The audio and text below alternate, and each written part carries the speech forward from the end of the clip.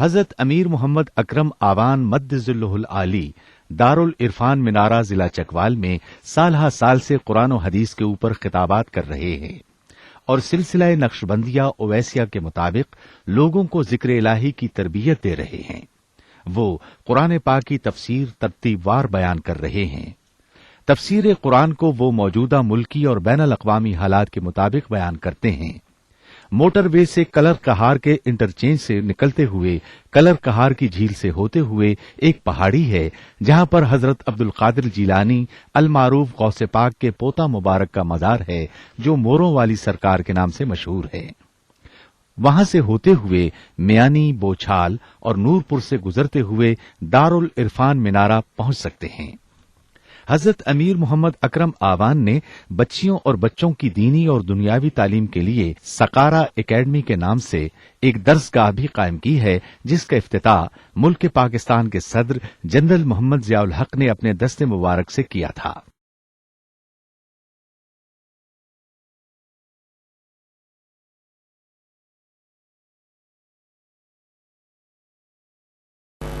الحمدللہ رب العالمین والصلاة والسلام علی حبیبہ محمد وآلہ واصحابہ اجمعین، اما بعد فاعوذ باللہ من الشیطان الرجیم، بسم اللہ الرحمن الرحیم۔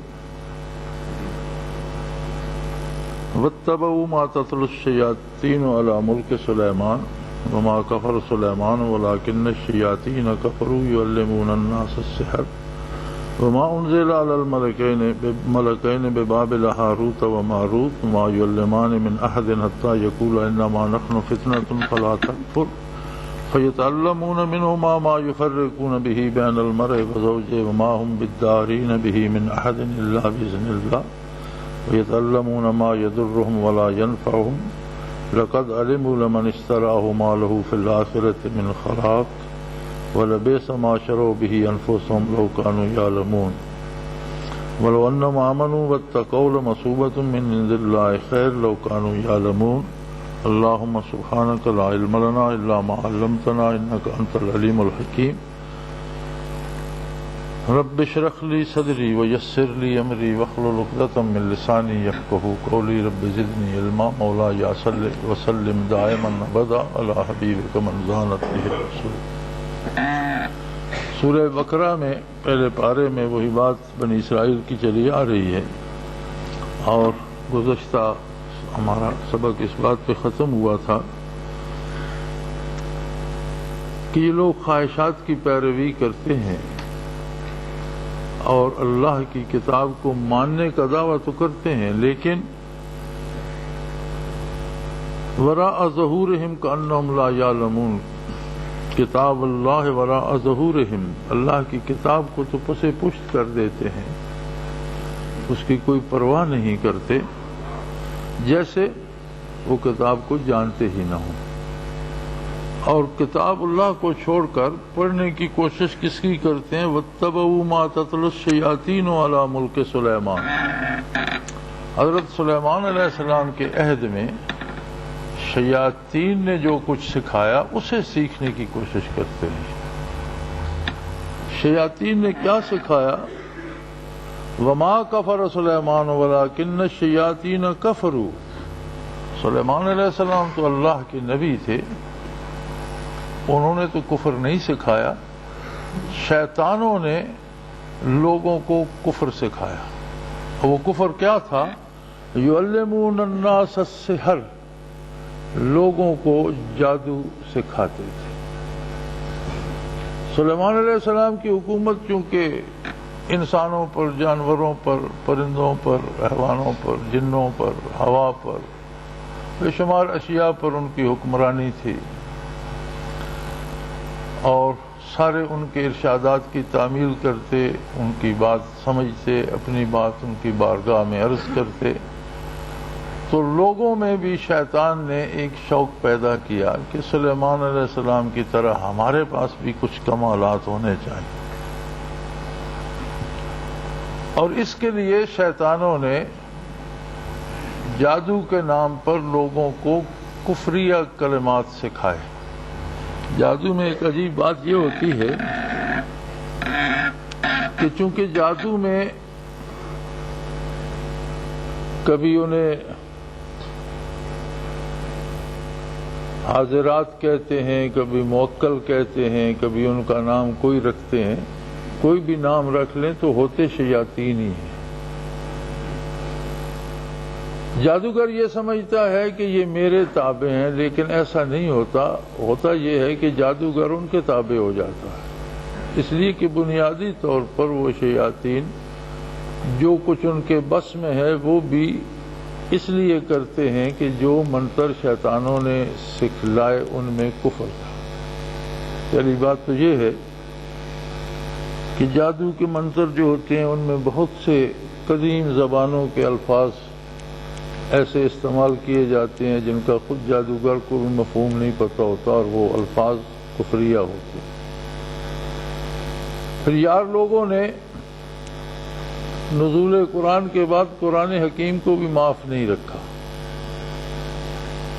اور قرآن کی آیات جو ہدایت کا سبب تھیں اور جو شفا تھی دلوں کے لیے بھی اور وجود کے لیے بھی، اسے بھی جادو کے لیے استعمال کیا، لیکن اس میں بھی کافرانہ عمل کر کے. کبھی کسی آیت کو الٹا لکھیں جی تو یہ جادو ہو جائے گا، فلاں سورت کو الٹا لکھیں، اس کے اعداد نکال کر انہیں پیشاب سے لکھیں، فلاں آیت کو پیشاب سے لکھیں، فلاں آیت کو مرغ ذبح کریں اور اس خون سے لکھیں. اب پیشاب سے لکھنا یہ دم مسفوح سے لکھنا ایک جتنی توہین ہے اور ایک جیسی گستاخی ہے کہ جو وقت ذبح خون نکلتا ہے وہ بھی حرام بھی ہے، ناپاک بھی ہے.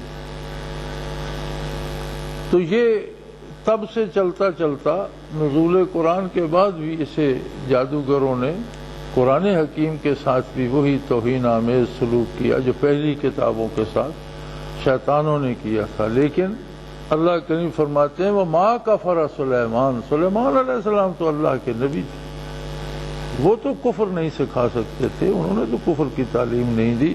وَلَٰكِنَّ الشَّيَاطِينَ كَفَرُوا. شیطانوں نے کفریہ کلمات سکھائے،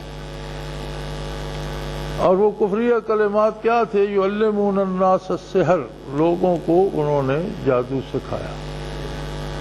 انسان برائی کرتے کرتے ایک ایسے درجے پہ پہنچ جاتا ہے کہ جب شیطان اس سے ہم کلام ہوتے ہیں.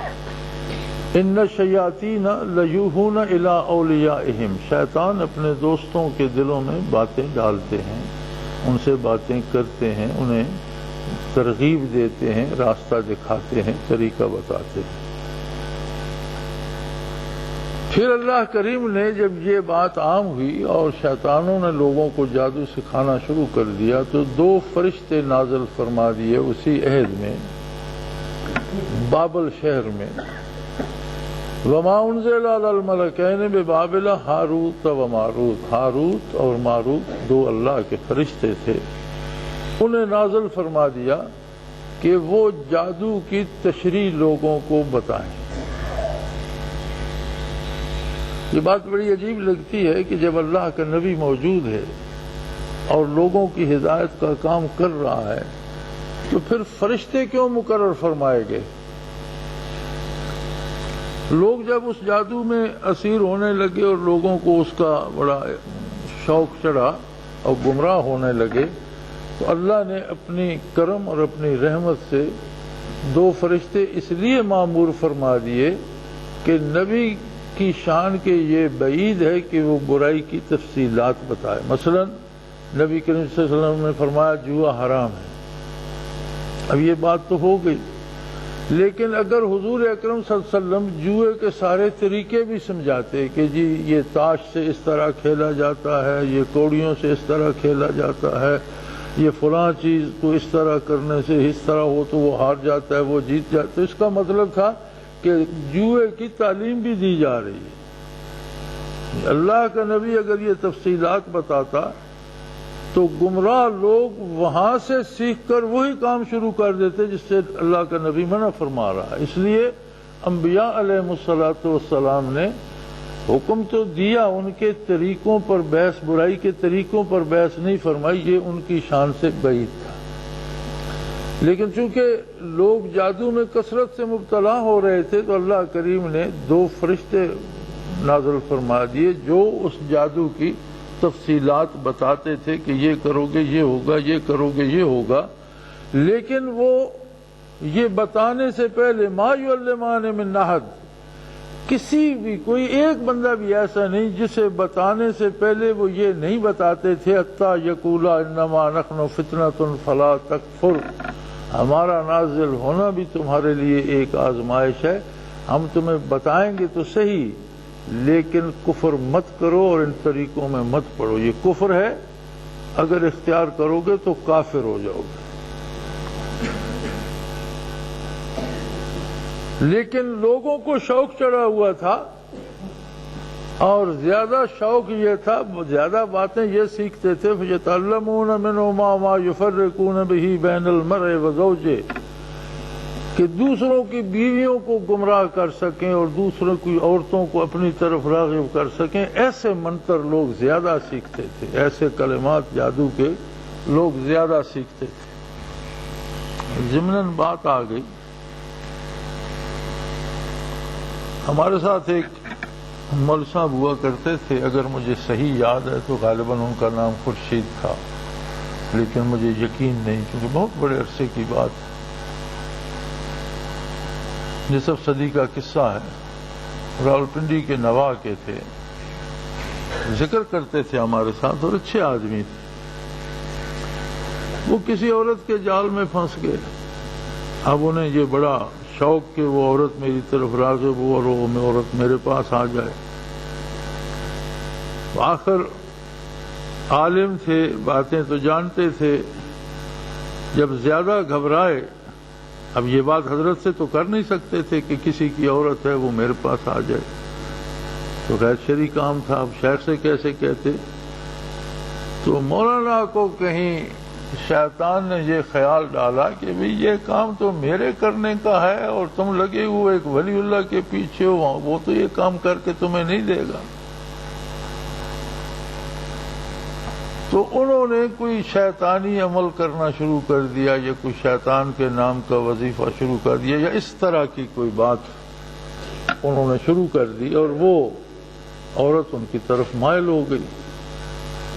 لیکن ہوا یہ کہ دین سارے کا سارا چھوٹ گیا، کفر اور اسلام دو تو ایک جگہ نہیں رہتے۔ وہ نہ صرف سلسلہ چھوڑ گئے بلکہ نماز روزہ چھوڑ گئے اور سلسلے کے مخالف ہو گئے۔ بڑی عجیب بات یہ ہوئی کہ کسی شخص نے ان دنوں، ایک شخص نے، وہ بھی بیچارہ قتل ہو گیا، اس نے ایک چھوٹی سی کتاب لکھی حضرت رحمت اللہ علیہ کے خلاف، اور اس میں آپ کی ذات پر کیچڑ اچھالا گیا۔ کوئی علمی بات نہیں تھی، کوئی علمی دلائل نہیں تھے، تو آپ کی ذات کو سامنے رکھ کر تو ذات پر کیچڑ اچھالا گیا، یہ ایسے ہیں، جنہوں نے یہ کر دیا، انہوں نے وہ کر دیا، فلاں فتویٰ غلط دیا، فلاں کا یہ ہو گیا، فلاں کا یہ ہو گیا۔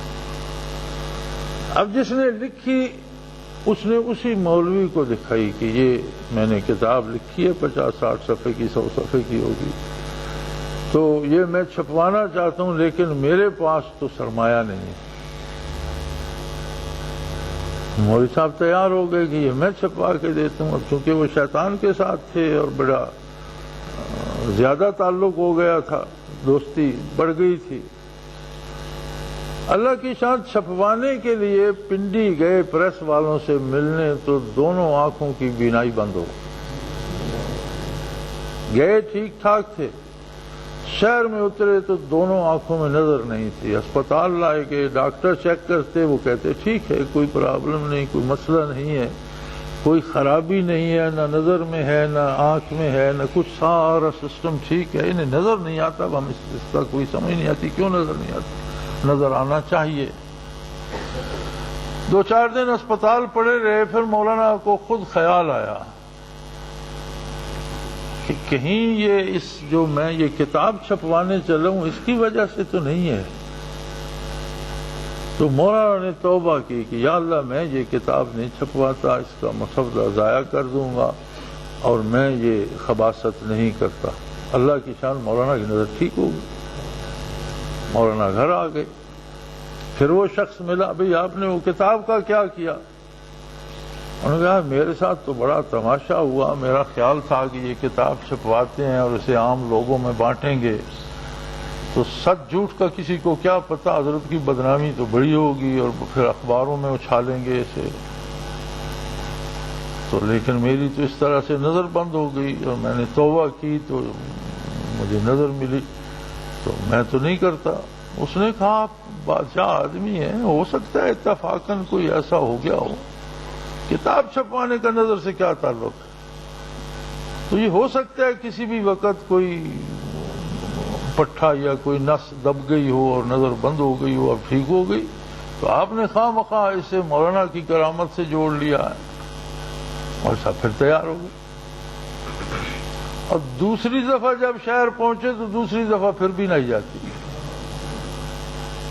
ہفتہ اسپتال رہے، ڈاکٹروں نے وہی پہلے والی بات کہی۔ اللہ بھی بڑا بے نیاز ہے، دوبارہ جب مولانا نے توبہ کی تو اللہ نے پھر نظر دے دی، لیکن پھر مولانا نے وہ مسودہ پھاڑ دیا کسی سے مشورہ کرنے کی بجائے، پھر انہوں نے وہ پھاڑ دیا اور وہ کتاب کبھی نہ چھپی۔ لیکن عجیب بات یہ ہے کہ اس کے باوجود بھی انہیں توبہ کی توفیق نہیں ہوئی، جس طرف چل گئے تھے ادھر ہی چلتے رہے، اگر ہیں تو پتہ نہیں شاید ہوں گے یا مر کھپ گئے ہوں گے، کیونکہ ہم سے کافی بڑے تھے اس وقت بھی وہ، تو ہوں گے نہیں ہوں گے، بہرحال ہر ایک کا معاملہ اللہ کے ساتھ ہے۔ تو جادو میں بنیاد ہی اس بات پر ہوتی ہے کہ بگڑتا کسی کا کچھ بھی نہیں۔ یہ جو وہم ہے کہ جادوگر ہمارا بگاڑ لیں گے، کوئی جادوگر کسی کا کچھ بھی نہیں بگاڑ سکتا سوائے اس کے کہ خود کفر میں مبتلا ہو جائے۔ یہ جو بگڑتا بھی ہے یہ جادو کی وجہ سے نہیں بگڑتا، جس کا بگڑتا ہے اس کی اپنی کمزوریوں کی وجہ سے بگڑتا ہے، اپنی خطاؤں کی وجہ سے اس پر اثر ہو جاتا ہے۔ آگے قرآن حکیم اس کی وضاحت کرتا ہے کہ وہ فرشتے ہر ایک کو بتاتے تھے کہ جادو کی تفصیل تو ہم تمہیں بتاتے ہیں، لیکن یہ ہے کفر اور تمہاری آزمائش ہے، اور خدا کے لیے کفر میں مت پڑو۔ لیکن لوگوں کا کثرت سے رجحان اس طرف تھا کہ مل جائے علم جس سے دوسروں کی بیویاں ہماری طرف راغب ہو جائیں اور میاں بیوی میں تفریق ہو جائے۔ قرآن کریم فرماتا ہے وَمَا هُمْ بِالدَّارِينَ بِهِ مِنْ أَحَدٍ، وہ اس جادو سے کسی کا کچھ بھی نہیں بگاڑ سکتے، نہ شیطان کسی کا کچھ بگاڑ سکتا ہے، نہ جادوگر کسی کا کچھ بگاڑ سکتا ہے، الا بِإِذْنِ اللَّهِ۔ ہاں یہ ہوتا ہے کہ جس جگہ سے جس کام سے حفاظت الہیہ اٹھ جائے وہاں وہ اثر کرتا ہے۔ ہر بندے کو، ہر بندے مومن کو، ہر کلمہ گو کو حفاظت الہیہ نصیب ہوتی ہے۔ بعض خطائیں ایسی ہوتی ہیں، بعض گناہ ایسے ہوتے ہیں کہ وہ بعض جگہ سے اس کی حفاظت ختم، اس کی سزا میں، اس گناہ کے نتیجے میں، اس گناہ کا قدرتی نتیجہ ایسا ہوتا ہے، جیسے کوئی غلط چیز کھائیں تو بدہضمی ہو جاتی ہے، اس کھانے کا ایک فطری نتیجہ ہے کہ گلا سڑا پھل تھا، آپ نے کھایا، ہضم ہو گیا۔ اسی طرح بعض خطائیں ایسی ہوتی ہیں کہ وہ ہو جائے تو کسی نہ کسی جگہ سے حفاظت الہیہ اٹھ جاتی ہے، کاروبار سے اٹھ گئی، صحت سے اٹھ گئی، خاندگی امور سے حفاظت الہیہ۔ تو جہاں سے اللہ کی حفاظت اٹھ جائے وہاں شیطان بھی اثر کرتا ہے اور شیطانی کلمات بھی اثر کرتے ہیں۔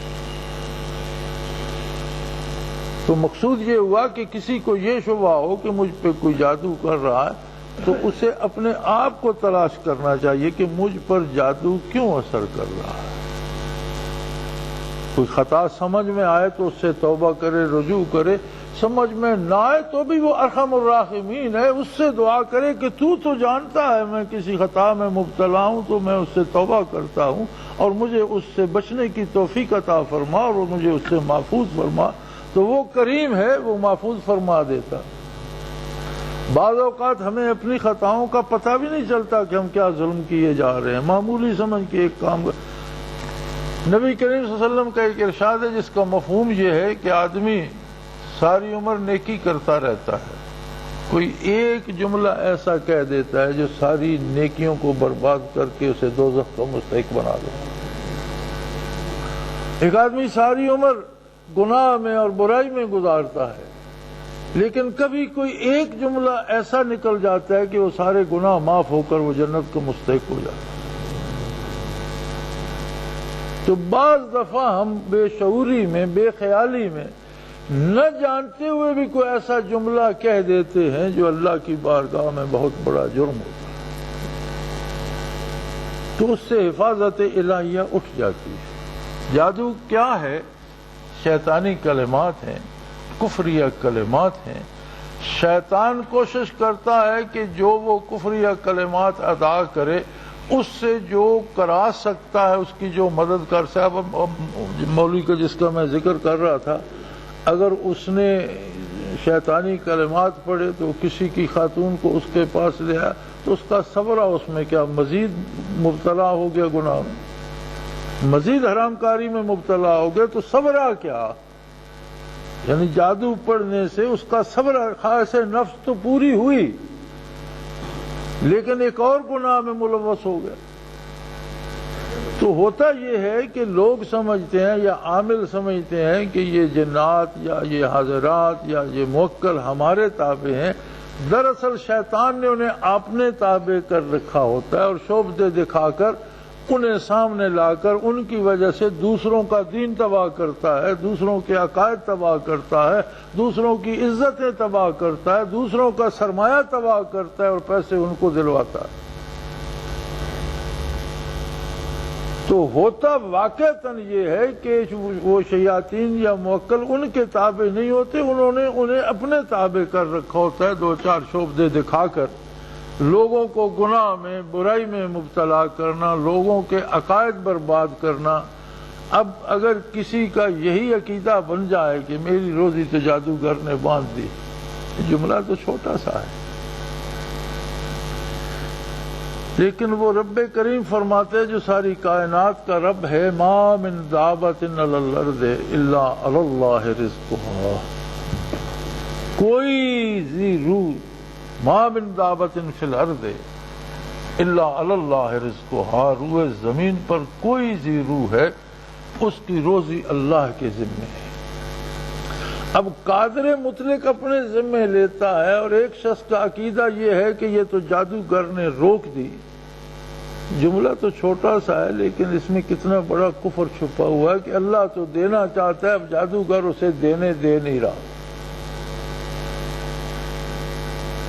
یہ مفہوم ہم نے کبھی اس پہ غور نہیں کیا۔ ہم آرام سے کہہ دیتے ہیں، جملہ لکھ دیتے ہیں، جو میری دکان فلاں نے بند کر دی، میرا رشتہ فلاں نے بند کر دیا۔ بھئی فلاں یا جادوگر کیسے بند کر سکتا ہے؟ جو کام اللہ نے کرنے ہیں وہ کوئی روک سکتا ہے؟ اگر اللہ کسی کا نقصان کرنا چاہتا ہے تو کون ہے اسے نفع پہنچائے گا؟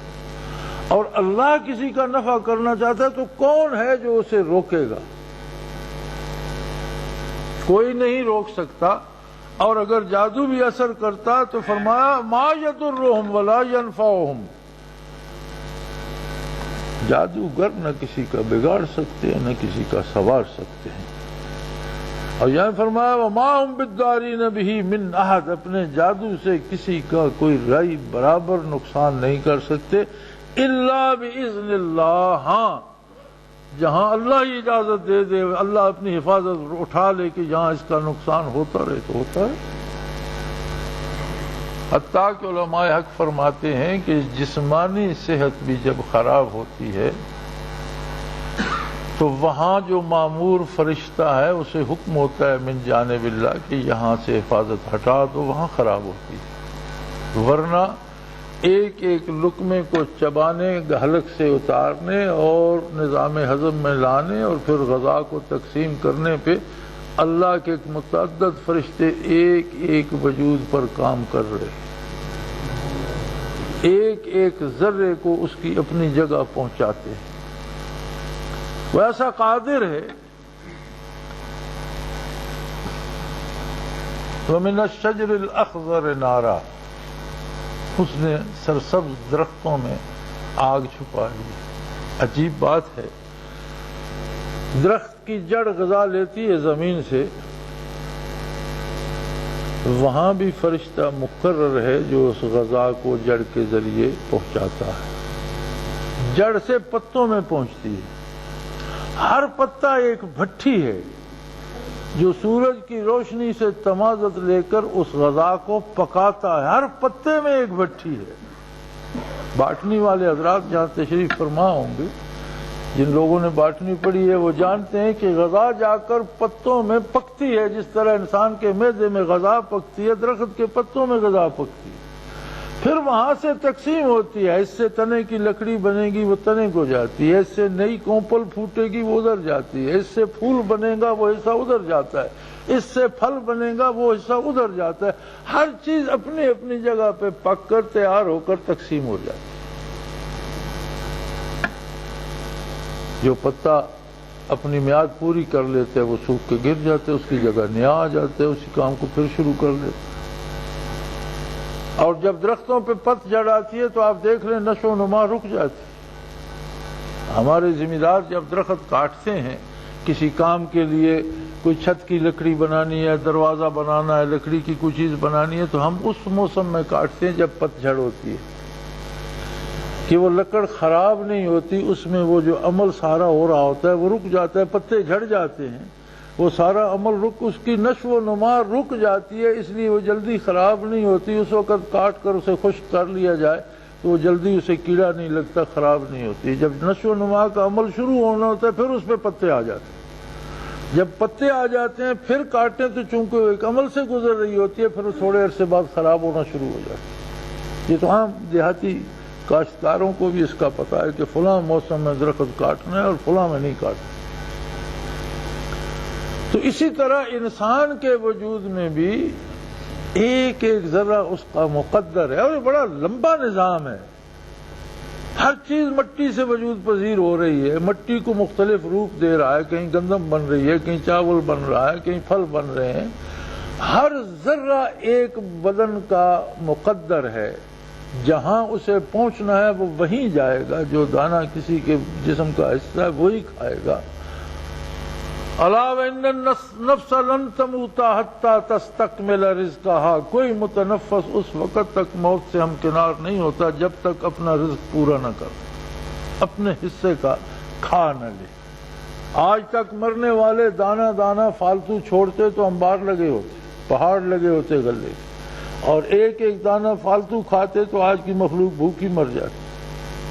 لیکن اس کا ایسا فول پروف نظام ہے جس میں کوئی جھول، کوئی لچک نہیں، ہر شخص تک اس کا اپنا رزق پہنچتا ہے۔ ہر وجود میں بے شمار فرشتے مقرر ہیں جو اسے مختلف جگہوں پر پہنچاتے ہیں، اس کی مختلف چیزیں بناتے ہیں۔ اسی غذا سے خون بنتا ہے، اسی غذا سے گوشت بنتا ہے، اسی سے ہڈیاں بنتی ہیں، وہی دماغ کو قوت دیتی ہے، وہی بصارت کو قوت دیتی ہے، وہی زبان کو قوت دیتی ہے۔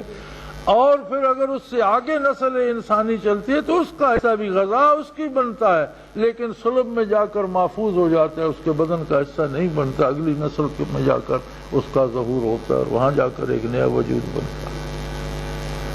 اب اتنے سارے نظام میں اگر جادوگروں کا عمل دخل ہو جائے تو دنیا تو تہبالا ہو جائے۔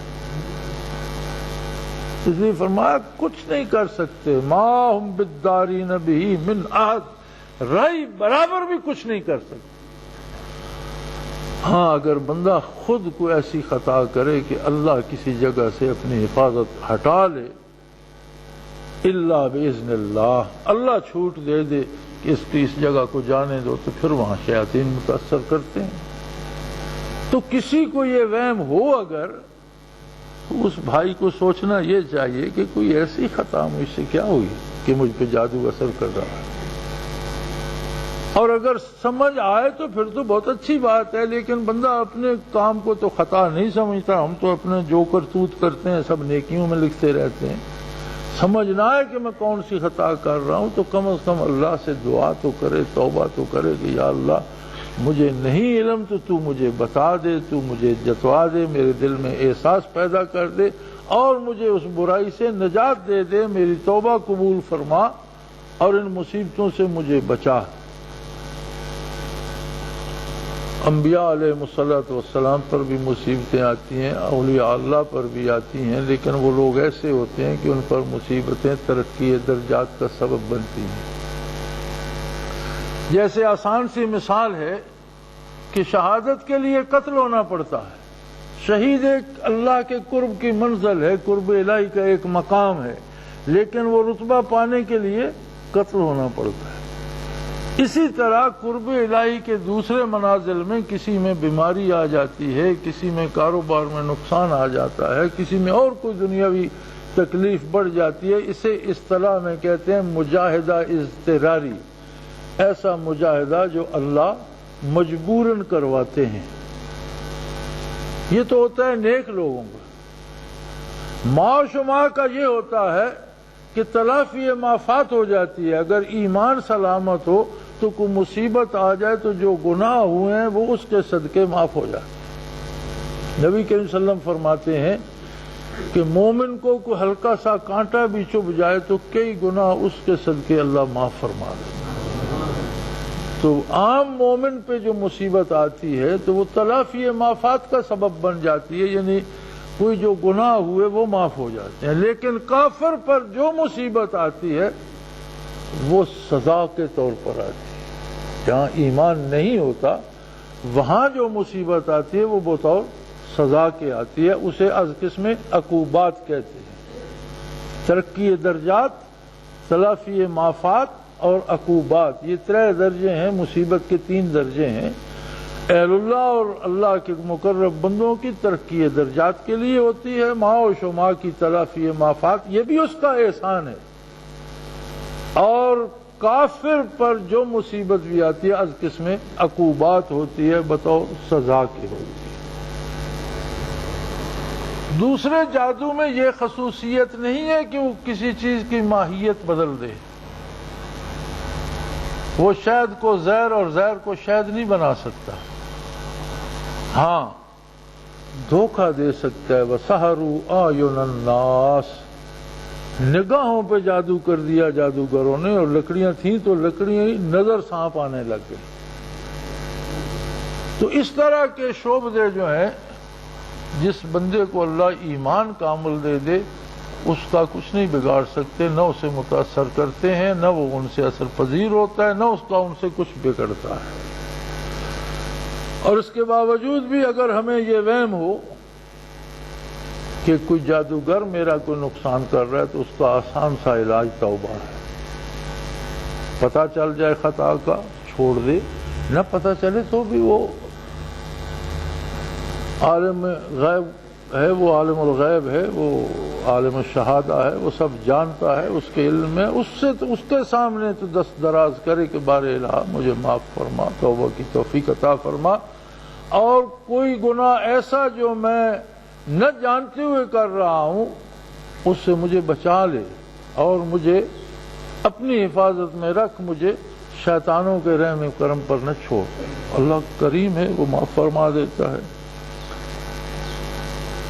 اور فرمایا جو لوگ جادو پہ یقین رکھتے ہیں اور جادو کرتے ہیں اور دوسروں کی ایذا یا دوسروں کا مال یا دوسروں کی خواتین چھیننے کے پیچھے لگے رہتے ہیں،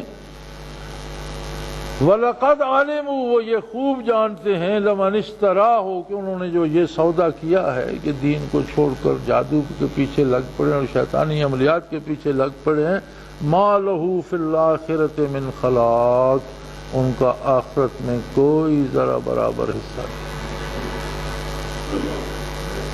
یعنی انہوں نے دنیا کے شعبے تو کما حاصل کر لیے، لیکن اس کے بدلے کتنا بڑا نقصان ہوا کہ آخرت گئی۔ اور فرمایا لَبِئْسَ مَا شَرَوْا بِهِ أَنفُسَهُمْ لَوْ كَانُوا يَعْلَمُونَ، کاش یہ جان سکتے کہ ان کے نفس نے انہیں کتنے بڑے دھوکے میں اور کتنے برے سودے میں پھنسا دیا ہے۔ حق یہ تھا وَلَوْ أَنَّهُمْ آمَنُوا، حق یہ تھا کہ کاش وہ ایمان لاتے، وَاتَّقَوْا، اور اللہ کی اطاعت اختیار کرتے، تقوی اختیار کرتے، محمد الرسول اللہ صلی اللہ علیہ وسلم کے نقش قدم پہ چلتے، آپ کا اتباع اختیار کرتے، لَمَثُوبَةً مِّنْ عِندِ اللَّهِ خیر، تو اللہ کی طرف سے جو انعام ملتا وہ 2 جہانوں سے بہتر، سب سے بہتر چیز وہ تھی کہ جو انہیں اللہ کی طرف سے ملتی. لو کانوا یعلمون، کیا ہی اچھا ہوتا کہ لوگ اس راز کو پا لیتے، اللہ پر ایمان اور یقین کامل رکھتے، نبی صلی اللہ علیہ وسلم کی اطاعت کرتے، آپ کی غلامی کرتے، آپ کے احکام کا اتباع کرتے، آپ کی سنت کو جان سے عزیز رکھتے. تو اس کے بدلے جو اللہ کی طرف سے ملتا اس کا تو یہ سوچ بھی نہیں سکتے وہ کتنے بڑے انعام دیتا، کتنی بڑی عزت دیتا، کتنا بڑا مقام دیتا. لیکن وائے ہے ان لوگوں پر جو اس بات کو جان نہیں سکتے اور شیطان کی پیروی میں لگے رہتے ہیں. سو میرے بھائی، جادوگروں سے اور شیطان سے ڈرنے کی کوئی وجہ نہیں.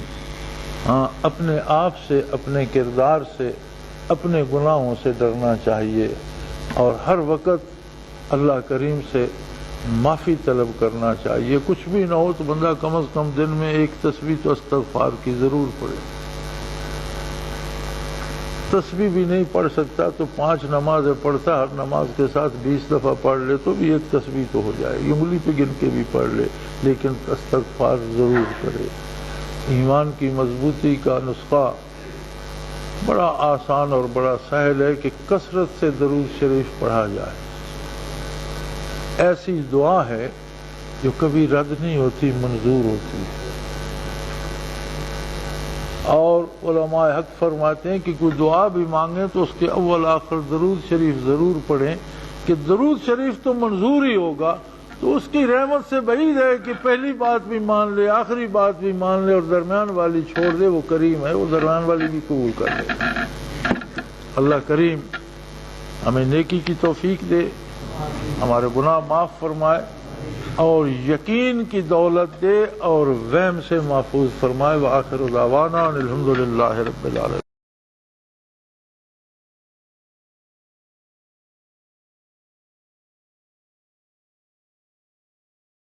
وہ تمام احباب جو اسلام کی طلب رکھتے ہیں ان سے گزارش ہے کہ دارالعرفان منارہ ضلع چکوال میں امیر محمد اکرم آوان صاحب کے خطابات سے مستفید ہوں. وہ ہر جمعے کو نماز سے پہلے بیان فرماتے ہیں. ہر ماہ کی پہلی اتوار کو ماہانہ اجتماع ہوتا ہے جس میں آپ خصوصی خطاب فرماتے ہیں اور پاکستان کے چاروں صوبوں سے احباب اس اجتماع میں شرکت کرتے ہیں. اس کے علاوہ یہاں سال میں 2 مرکزی اجتماعات بھی ہوتے ہیں. ایک رمضان المبارک میں اعتکاف کا اجتماع اور دوسرا جولائی اور اگست میں 40 دن کا اجتماع ہوتا ہے جس میں روحانی تربیت کی جاتی ہے. لا الہ کی تیغ کاٹے گی اندھیرے کا گجر، گنبد خضرا سے روشن ہوگی پھر اپنی سحر. اپنا خون سیماب دے کر اتنا ہم کر جائیں گے، نام آقا کا چمن میں پھر رقم کر جائیں گے.